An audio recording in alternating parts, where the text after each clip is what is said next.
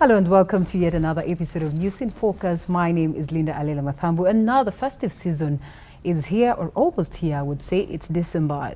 That moment in life where you just feel like you want to let loose, relax and everything. You know, just move away. If you have to go for vacay, go for vacay, but move away from this tight schedule, this formal schedule.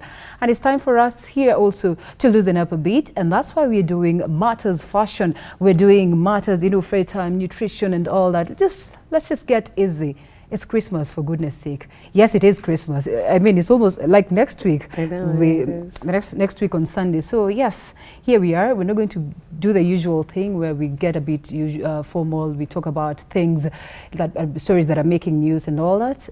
We have an amazing show aligned for you today. And guess who's on set? I think I should just let her introduce herself. It's an amazing woman, Caroline Vakaik. That's quite a tough name, you know. She's a Miss Kenya, of course, Miss World Kenya. You want to meet her. You want to get to know what is it that she did different. You know, a woman, we're used to having girls and all that, you know, that kind of notion we have. But here we are, we have a Miss Kenya, Miss World Kenya to be precise. Mrs. And it's just fair if I just let her introduce herself. Karibu sana to our studios. Do you speak English? Swahili? Oh, I do. Sawa. Introduce yourself in Swahili. In Swahili. Probably better tell me to introduce myself in Kikuyu. You really want me to introduce myself in Swahili? Yes, I'm serious about that. Jina langu ni Caroline Wangari Vakaik. Nilizaliwa Ngong. Nikaenda America 21 years ago. And in 2005, I competed the first time. Nika compete the first time kuwa Mrs. Kenya World, which is wanawake wale wameolewa. And I represented Kenya, nika represent Kenya huko India. Alafu mwaka 2006 nika represent Kenya Russia, St. Petersburg Russia, 2007 Sochi Russia. Amazing. Yes. Umejaribu 21 years back ukirudi hapa is no joke. At least you've managed to maintain that. Of course, like you've heard, she's a Kenyan who contested to be a Mrs. Kenya in the US and of course in the world at large. She won the contest for 3 years, like continuously. And I'm yet to understand, why is it 3 years? Like the moment you're in it and you've done it once, how is it that you're able again to contest for the second time? Okay, the thing with the Mrs. World pageant is like they always go to a country once a year. So if they invited to a country like India in January, and then we get back and Russia wants us in February, they don't have a whole year to do the pageant.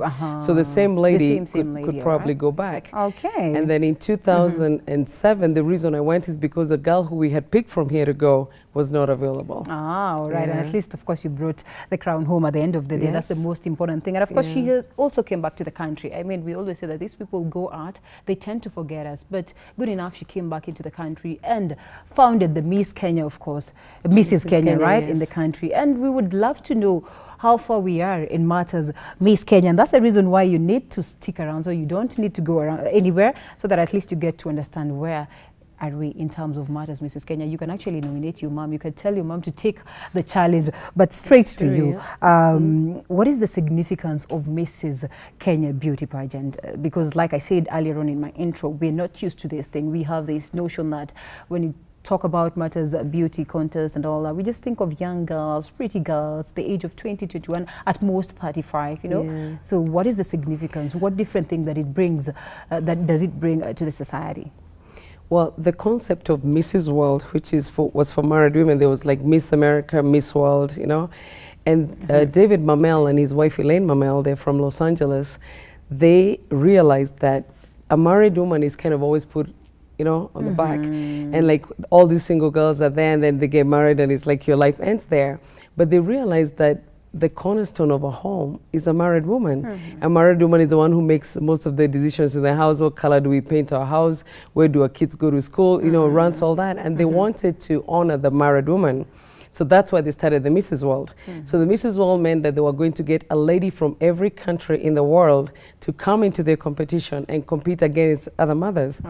So when I went and competed, it was so great meeting all these other married women from all over these other different countries, and to realize that we share the same goals, you know, valuing our families, our kids, and, you know, always worrying about what's going to happen to the future of our children. And everyone was so fascinated when I talked to them about Africa and the role of women in Africa. So after competing, I thought, why not buy the franchise and come and start that concept of Mrs. Kenya in Kenya. Yeah. So when I brought it in 2006, the women here were kind of fast, like, is my husband even going to allow me to go? And they wanted to know, like, so what do I have to do? And you know, people here think pageant is like you're walking naked on stage or something. But the Mrs. World or these beauty pageants is the way people run for office. Some people run to be a president, some to be members of parliament. That's the same way that we run to be the title holder of something, because you want to be a spokesperson for other people. Yeah. So like when I was Mrs. Kenya, my title was focusing on bringing clean water to Kenya, education for girls, and bringing an end to genital mutilation. Wow. I was a spokesman for a lot of women here who go through genital mutilation, and I was also a spokesman for the whole country, where I was letting the world know that Kenya needs clean water. So we were able to bring mission trips here. We dug wells, we bought water tanks, we brought school supplies. And now again, as that I'm running for Mrs. United States, my platform is understanding mental illness with a focus on the youth. Why are our youth taking their lives? So most married women, their titles or their platforms are based on their own experience or something that they've gone through with. So, all right, quite an amazing thing that you're doing right here. And you said you're running for? For Mrs. United States. How easy is that? Yes. I mean, I think I should rephrase this statement and say, how tough or easy has it been for you climbing up the ladder and all this? Because you realize that even in the normal like pageants that we have even in the country, sometimes there are people who are out there, there are ladies who are out there, they have what it takes, but they really know how to get themselves into this, how their way up to this level. So how was it for you, bearing in mind that you're in a different country, like it's not your motherland and everything? How accessible was it for you to get to that level? I wouldn't say that it's easy, because there's always those cultural barriers that you find there. But I think that for me, I'm always such a confident person. From when I was a little kid, it's like nothing faces me. And I understand that there are people who don't have so much confidence in themselves. But again, as we black women look at ourselves and you go there and you're like, oh, how am I going to do this, And actually, the 2 years that I competed out of the 3, I was the only, chocolate colored woman. And to me, it was like, wow, I'm different and everything. I never looked at it like, oh God, what's going to happen to me. But I think that one of the problems that we have is, especially as married women, it's like your husband meets you maybe at a club or having coffee, you have lipstick and they're wearing a nice dress. And then you get married and it's like, where are you going with your lipstick? Why are you wearing that dress? So once you get married, it's like we women think, oh, my role is now a wife and a mother. But if you only look at it like, this is now a new beginning in my life. And that's how I looked at it. So everywhere where I went with like so much confidence that I'm just like everybody else and I can make it. But it's not everybody who's born with that confidence, but you just have to truly believe in yourself. And plus I wanted to showcase my country because honestly in America, there's nothing great that they show about Kenya. You don't see the tourism. You'll see when there's the tribal clashes or, when the embassy was bombed. But you don't really see a lot of, the beauty of the country. So every time I'd go into, people would be like, so how is your country? Is it one of those countries that are fighting? I said, no, our country is very peaceful. So my running for Mrs. Kenya was actually to also go out into the world and showcase my country. So I'd go with pictures and I would tell them about my country. So every time a reporter came to ask me about my country, I'd be talking about all the great things about my country. I know. Actually, I did bring the president of Mrs. World and Mrs. America to Kenya because I wanted Kenya to be the first country to host the Mrs. World. Meaning all these different women from all over the world would come here for 2 weeks.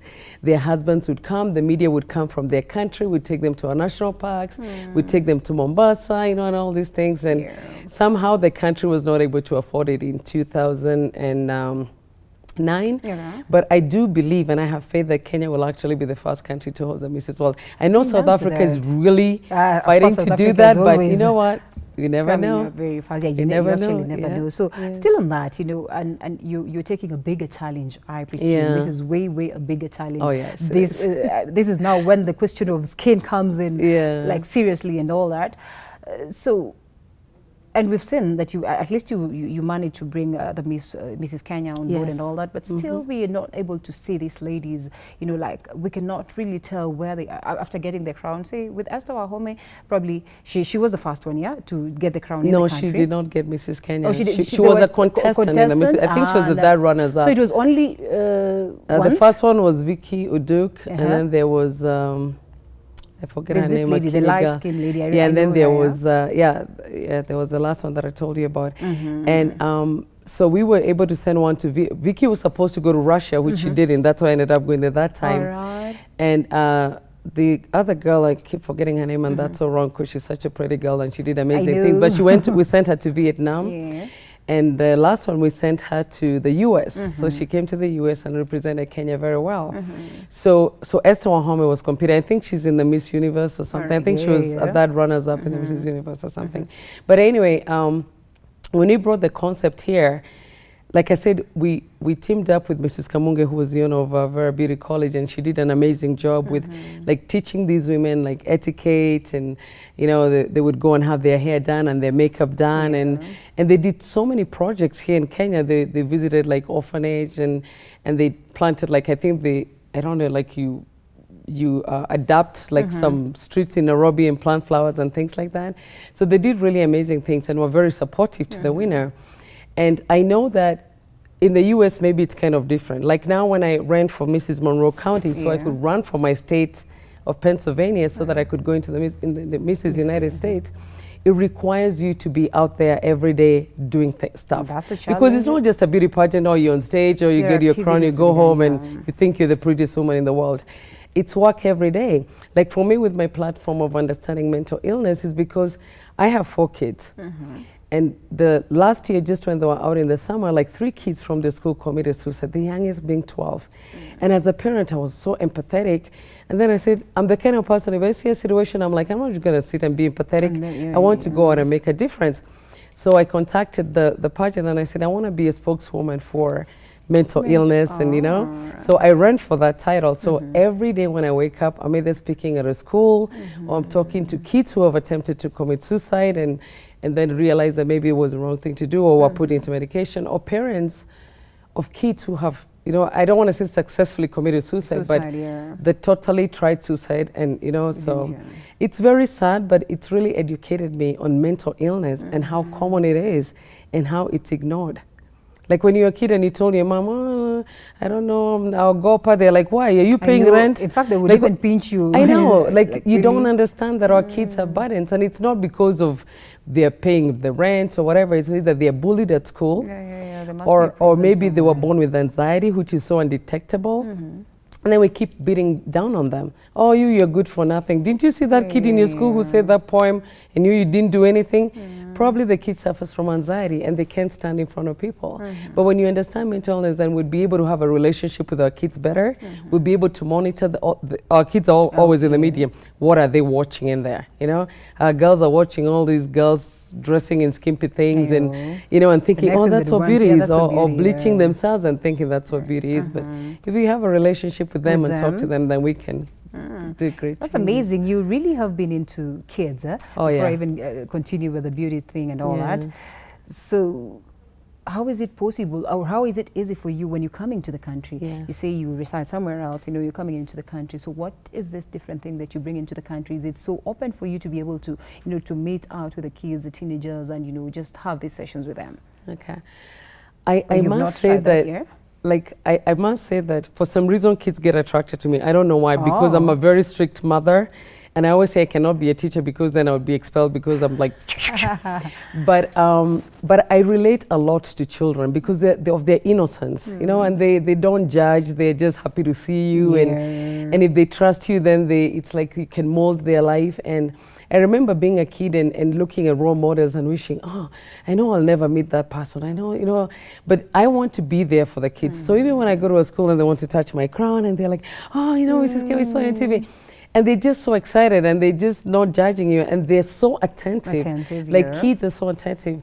Like Auntie Trufana, who was talking to the other day, who happened to be a new friend that I met, told me that, look at Al-Shabaab, they're targeting our youth. look at these child molesters, they target our youth. Look at the people, because the kids will believe anything. So their brains are like a sponge. So when I see that, I'm thinking to myself, let me be able to put great things in their minds, because then they absorb it so much. And so many kids come to me and say, oh my God, Caroline, I want to be like you when I grow up. And I say, yes, you can. And I want you to even be better than me. You know, so kids are really, their brains are so eager to learn, and yeah. You kids must be very lucky, that I must say. Now, let's get into family, of course. How is it easy to manage this? Like you said earlier on, sometimes even when you brought it over into Kenya, and we also want to understand, why is it that it has not been successful in the country aside from the funds and all that? Why is it that we had it probably some 5 years back, but we're not having it consistent? Because most of these beauty pageants are started and they run like yearly, you know, yearly, even the simplest of them, like glamorous and all that. So we expect this is a huge thing. We really expect it to keep going and keep going and keep going. Is it the fact that you're not able to handle this because of the challenge of distance? I would say distance does play a big role, because there were times when I had to come into this country like for 3 months right before the pageant, because all these women needed to hear from me what it really means to be a pageant, because they realize in Kenya, pageants are kind of, people just look at it like, oh yeah, there's these girls walking on stage. But I wanted to let the women know that, yes, I could be wearing the crown of Mrs. Kenya. Every woman has a crown on her head. It's just that I ran and now I'm representing all of them, but I'm representing a group of winners, because there's so many women who are doing great things in their families and in their communities, and they're not even title holders. So I wanted to show them that just go out there and do this thing, so that they could understand that concept. So when I'm so far away from there, I'm not able to do that. I mean, I know that I had such, you know, a great partner like Mrs. Kamunge, but I need to be here. You know, first of all, some of these women maybe were not able to afford the fee to compete, because we have to pay a franchise fee to the Mrs. World. I'm not going to always get it from my pocket. I need the airfare to fly here. I need to, you know, some accommodation. I need a car. So it really became an expensive, you know, adventure. But there's a lot of women who always write to me and say, oh, Caroline, I wish that you could come back and do it. And I really wish that I could, you know. But I also think that I really got disappointed with my country, Kenya, when the Ministry of Tourism promised the owner of the Mrs. World and the Mrs. America that, oh, the Mrs. World was going to be held in Kenya. It was in their magazine. We told all the 51 officers in the United States. So when it didn't happen, it like really left me with like such a bad feeling, like my country let me down. So so with that, I keep thinking, you know what, I just really need to build it back and know that we can. We're on live TV. Your message to them, because probably this would have been the chance for you to tell them that, and yeah, with this, you didn't do it right, and probably we can always salvage the whole situation. You know. And I think that, like I said again, I think it's because they didn't understand what the concept was about. Because when we went to the Ministry of Tourism, they were very excited. Oh my goodness, because it's like a way of marketing Kenya. Like the Mrs. World owner owns 51 offices in every state, so he has an office, and an office in every country in the world, because he has directors now who send the girls. And when he chooses a country, let's say they come here and the Ministry of Tourism says, yeah, we can afford to bring you in. Kenya will be promoted for a whole year before they come here. In every office in the world, in every office in America, we'll get videos, which we had actually gotten CDs from Kenya, and they were showcasing the beauty of Kenya, the beauty of the buildings we have, the Mombasa, the lodges that we have and everything. So all these people all over the world will be knowing that Mrs. World is going to be held in Kenya. Oh, look how beautiful Kenya is, and look how peaceful it is, you know? And then the women, when we go into a country, we go with our husbands, we go with our families, the media from all those countries comes into the country. So they'll be filming them. These women will be buying stuff from the market, so it's like really great money coming into Kenya. But when the country looks at it, oh, how much is it costing us to bring them in, they lose the fact, like how much would it cost for Kenya to advertise in every office in the world? That would be a lot of money, you know? And also, like, how much would these people bring into a country? It's actually tourism, and tourism. Oh, it is tourism. And tourism, culture. Those are when the I look things. at like Russia now, Russia has held the Mrs. World like 4 times, It's and like they want us to go again, again and again, because they realize just what kind of how it really boosts the economy. And with Kenya nowadays, it's like everyone's like, it's corrupt, it's everything. And I keep telling them, no, it's not, it's really great. So even when I go as Mrs. United States, I'm there telling them it's really great. It's such a fun country. I just really wish that the Ministry of Tourism, or that I would find the right people to talk to. That they would know, all right, the Mrs. World, this is how much they want. Let's say maybe they just want like $50,000 as a fee for Kenya to commit. And then he comes here with his people. And they, you know, take videos all over Kenya, go showcase them in the world, sit down with the Ministry of Tourism. We need accommodation for these women. We need airline tickets for our judges. And that's all they need. Simple, yeah. You know, we need a theater. This would even be a good thing for all the Mrs. World ladies. I mean, I'm so impressed by Thank by you. this, really. It's amazing. Yeah. It's an amazing one. Thank you so much. So, Yeah. yes. Of course, never too late to salvage the Yeah. lost glory. Now, aside from that, that is a message that Yeah. is sure going to go to land to the right ears. Yes. We hopefully now being married. And like you're saying, you required to move here and there, here and there, here and there. That would scare women away, for sure, for sure. And you know the kids, and I can imagine, I only have one baby, and it's a hassle because I always want time with it, and I feel like, whoa, I'm not even getting enough. There's so much to do as a woman, just newly. But then, you know, how are you able to manage? And remember that, of course, out here, you're also meeting men. Yeah. There are people who are looking at you and they're thinking, that's a beauty, that's a woman I'd want to bring into my home, and you're a married woman. So how are you able to manage things? And I think that as women, I think every day you're very beautiful, man. I'm sure you get all these guys on the street to say, I always look at it as a compliment. I don't get offended because I'm thinking, seriously, if we were to prosecute every guy who whistled at you or told you that you're beautiful, all these men would be in jail. As a matter of fact, it's their right. I know. So to me, I'm like, you know what, they're just admiring what you have. But being a married woman, again, it's not easy. It's not easy. I mean, I have to travel a lot. I've worked with the Mrs. World and the Mrs. America, and I have to travel to all these countries to make negotiations for them. Because when I came and made negotiations for the Mrs. World, they were very impressed with everything that I did. So they told me, we're going to take you to every country when you go make deals. So I've traveled with them to make their deals in those countries for the Mrs. World to be there. And I'm like, oh my God, I should be doing this for my country. But anyway, I have a very understanding husband. That's the beauty of it. Seriously, I wouldn't be who I am now without his support. Because he makes me feel that he appreciates what I do, that I'm a beautiful woman, that he has faith in me, that he trusts me when I go out there. And he really knows that I'm not just going out there because I think I'm beautiful. I have great platforms. I'm bringing so much awareness to the world, and we're changing so many lives. And so he always tells me, Caroline, oh my God, you're so amazing. I don't even know how you do this. And that really gives me the morale. But if you have a husband who's looking at home and saying, I wouldn't let her go because, you know, some other guy might be looking at her, you know, then you lose that trust, you know, and then you can't even do anything on yourself because your husband doesn't support you. But I think that the reason why a lot of husbands might not be willing to do that is because they don't understand it. They just don't think, they just think, oh, you think you're beautiful, you're going to go and say. But if they really knew there was something that you're really passionate about, let's say you had a kid who had autism, and your platform is promoting autism or understanding it, and you're going all over the world talking to other mothers who have kids with autism or Down syndrome, you know, or mental illness, or a death in the family, or domestic violence. And you're being a spokesperson for that, he has to support you in it. But if you're just going and he's asking you, so what are you doing there? So I don't know, I'm going to be wearing prisoners and doing this, you know? So if you really have a passion for it, because to me, seriously, it's a calling. People look at me and say like, so how much money do you make from it? I say, you know what my money is? When a kid comes and tells me, Caroline, you changed my life. And I had decided to commit suicide, and now I'm seeing life differently. Or a girl tells me, oh, my parents now took me to school. Or because you brought us clean water, now the school gives us lunch. That's what my pay is. That is what, that's what my pay is. Well, it looks like we do have so much time for it, and it looks like we just started, you know. I know, but my kids miss me. I mean, my kids. And your kids also, yes. I wanted to tell you, as we get to wind up, what about your kids? I mean, these 4 kids, and they're thinking, Mommy is never here. I know, they miss me, but they're such big supporters.